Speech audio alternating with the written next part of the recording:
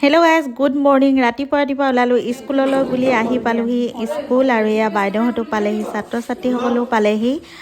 আৰু স্কুলত যিহেতু সৰস্বতী পূজা পতা হৈছে, অলপ সৰুকৈ এয়া ছাত্ৰ ছাত্ৰীসকলক খাবলৈ দিয়া হৈছে ফল মূল, পায়স, তাৰপিছতে দিয়া হৈছে মাহ প্ৰসাদ। আৰু বাইদেৱে খুব ধুনীয়াকৈ পায়স বনাই আনিছিলে, এয়া হৈছে বাইদেউৰ বেটা।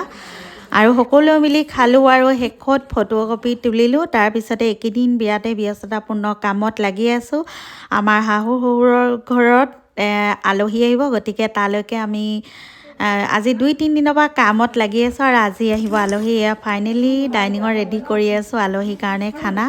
আৰু দৌৰ মাৰি গৈ ঘৰৰ পৰা বেটীক এয়া কাপোৰ পিন্ধাই লৈ আহিলোঁ। বেটী যাব কলেজলৈ আৰু এয়া কলেজত গৈ লগ পালে পদুন্যক, তাৰপিছতে বেটীৰ ফ্ৰেণ্ডসকলক। তাৰপিছতে আৰু ইয়াৰ পিছৰ ব্লগত পাব আমাৰ আলহী অহাৰ ভিডিঅ'। গতিকে আজিলৈ আহোঁ, বাই।